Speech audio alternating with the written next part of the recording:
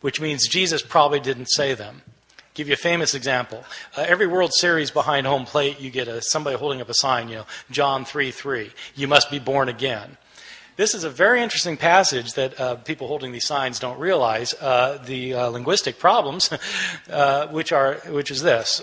When Jesus says this in the Gospel of John, he says, a person must be born anothen to see the kingdom of heaven. Anothen is a Greek word. Now, the word anothen is interesting because it actually has two meanings. It can mean from above, or it can mean a second time. Okay, it means both things. And you have to decide which it means depending on the context. Nicodemus misunderstands what Jesus says.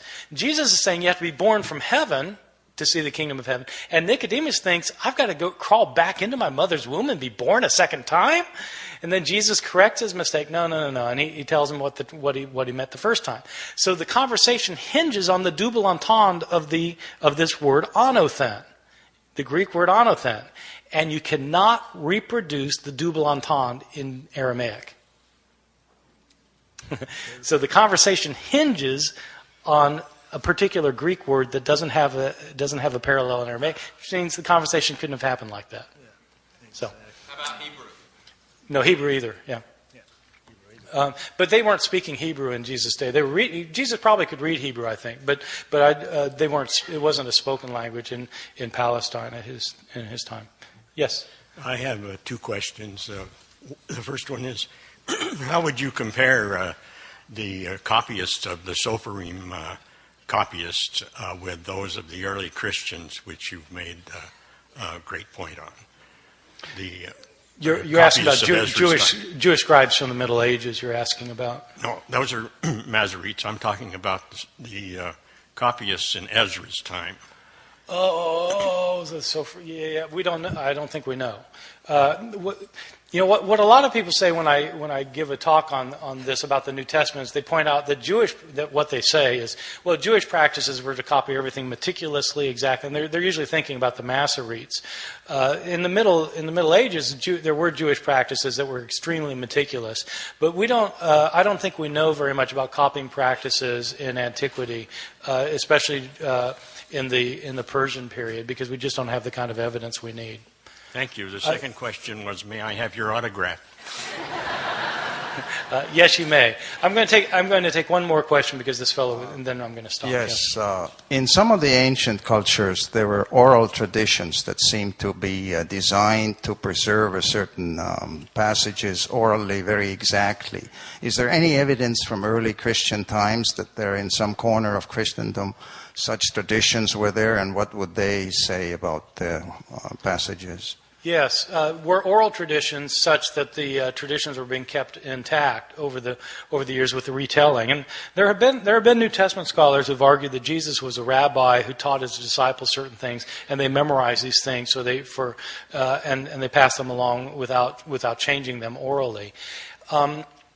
That idea has run into trouble on two grounds. One is that there have been anthropological studies of oral societies that have shown that in most oral cultures it actually doesn't work the way we would think it would work. Well, the way we think it would work is that if you can't write something down, that you'd probably want to remember it exactly because you don't have a way of writing it down, so you'd want to remember it exactly. But that idea that you would want to remember it exactly, in fact, is a product of written cultures. In oral societies, that isn't how they think, because they think, most people in oral cultures know that in an oral presentation, you change the story depending on the audience, the situation, the need at hand, etc., etc.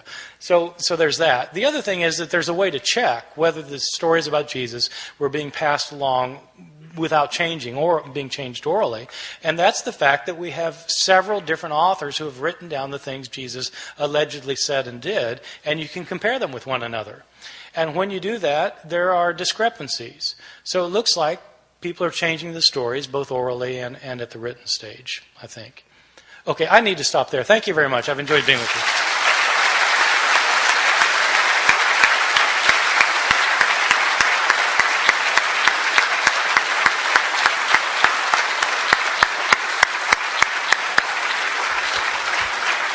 Thank you for an extraordinary evening. Thank you, Professor Ehrman, for bringing us scholarship that we haven't known for 300 years, as you point out, since 1707, both here tonight and in your books. And thank you all very much for your questions and for your participation this evening. Thank you.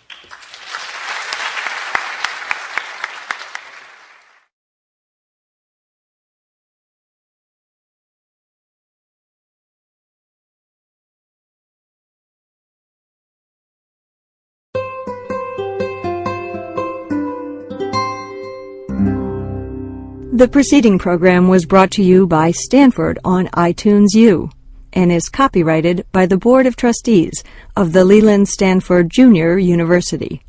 Please visit us at itunes.stanford.edu.